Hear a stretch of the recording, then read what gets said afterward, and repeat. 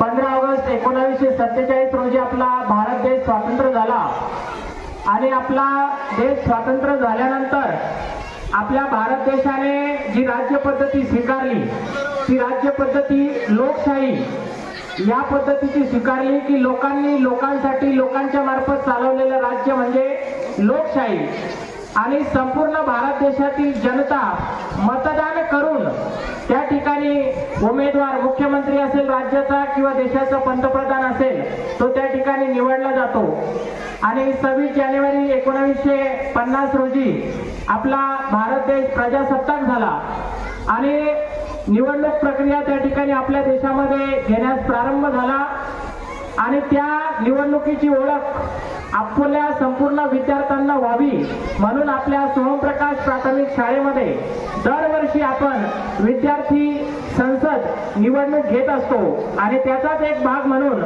शैक्षणिक वर्ष 2024-25 मध्ये आपल्या सोमप्रकाश प्राथमिक शाळेच्या प्रांगणामध्ये आपल्या सर्वांच्या उपस्थितीत आपण या ठिकाणी पुन्हा एकदा या वर्षीची विद्यार्थी संसद मंत्रिमंडळाची निवडणूक आपण या ठिकाणी घेतोय आणि आपण आता त्या निवडणुकीला या ठिकाणी प्रारंभ करणार आहोत. सुरुवात करायची. पहिले उमेदवार घेतात. या निवडणूक प्रक्रियेसाठी जे उमेदवार उभे सर्वप्रथम तुम्ही मतदानाचा हक्क बजवायचा आहे. चला जे उमेदवार उभे त्यांनी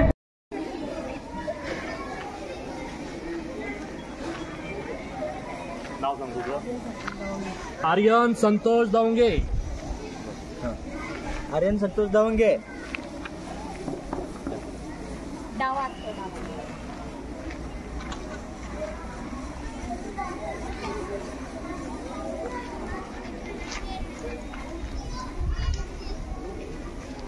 क्या साइड में जायचं.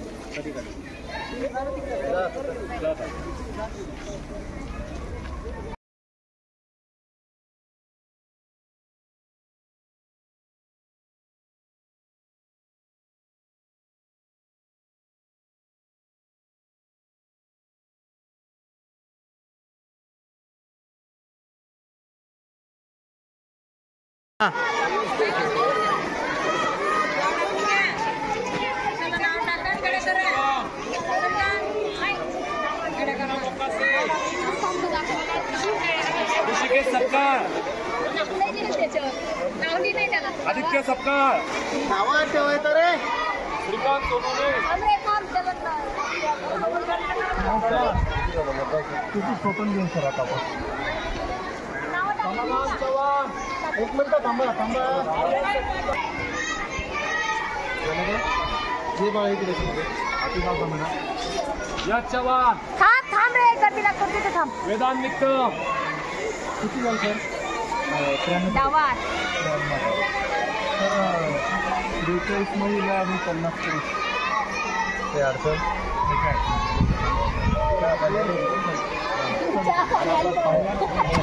काय सांगितलं की सोय करा सर.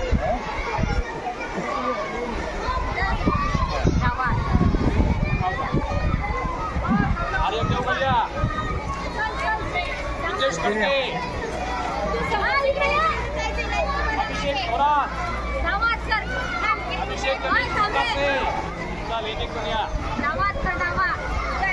तुझा ढगे. अमराज अंगामके.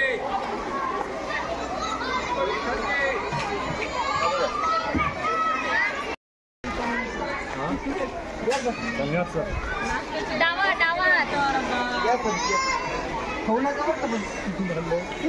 किती दिवसाचं आहे सर ते.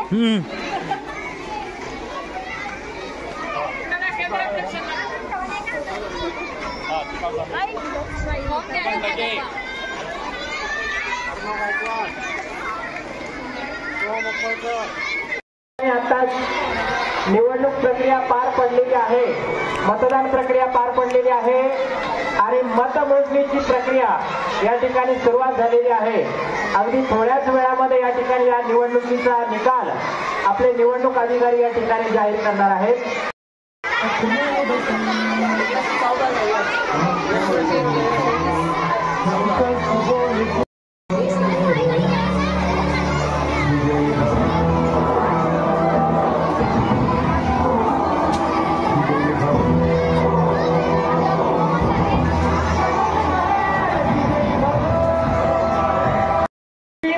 ठिकाणी संपन्न झालेली आहे आणि 5व्या फेरीच्या अखेर साई आघाडीवरती आहे. साई अजून शेवटची फेरी बाकी आहे. फेरी आणि बसा पाठीमागे सगळे गावची मागे. आपल्या सोमप्रकाश प्राथमिक शाळेमध्ये शैक्षणिक वर्ष 2024-25 या ठिकाणी अतिशय शांततेच्या वातावरणामध्ये हसत खेळत निवडणूक प्रक्रिया पार पडली. एकूण 22 उमेदवार या ठिकाणी रिंगणामध्ये होते. त्यांनी आपलं भविष्य या ठिकाणी आजमावलेलं आहे. मतदारांनी आपलं मत या ठिकाणी या उमेदवारांना दिलेलं आहे. आणि विद्यार्थी मित्रांनो, लोकशाहीमध्ये निवडणुकीला अनन्यसाधारण महत्व आहे. आणि निवडणूक म्हटलं की कोणी जिंकणार, कोणी हरणार, कोणी हसणार तर कोणी रडणार, हे निवडणुकीचं वैशिष्ट्य आहे. आणि म्हणून त्याप्रमाणे या 22 उमेदवारांपैकी आपल्याला एक मुख्यमंत्री म्हणून आणि 2 उपमुख्यमंत्री अशा आपण निवड या ठिकाणी करणार आहोत.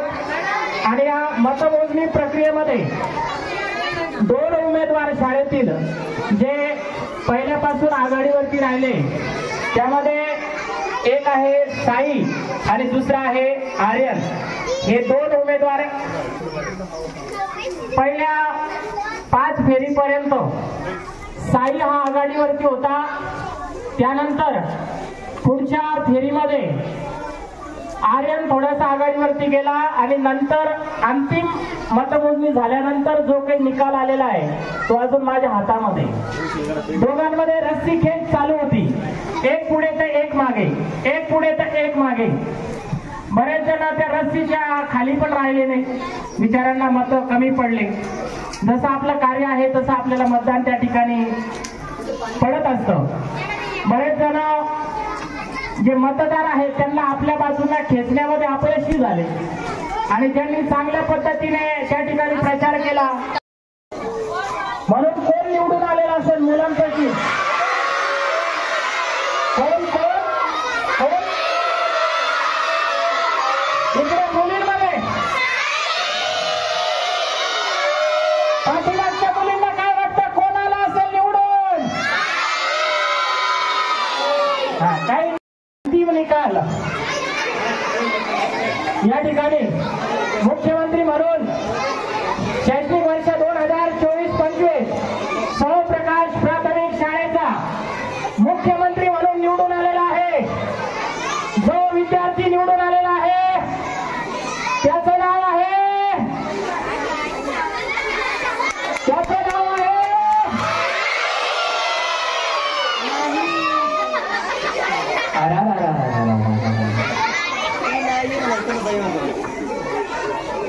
आणि जो मुख्यमंत्री म्हणून निवडून आलेला आहे त्याचं नाही. अरे आता जो मुख्यमंत्री म्हणून निवडून आलेला आहे अजिबात नाही. आणि आता मुख्यमंत्री म्हणून सोमप्रकाश प्राथमिक शाळेमध्ये मुख्यमंत्री म्हणून निवडून आलेला विद्यार्थी आहे आता 7वीचा आर्यन वाकेकर.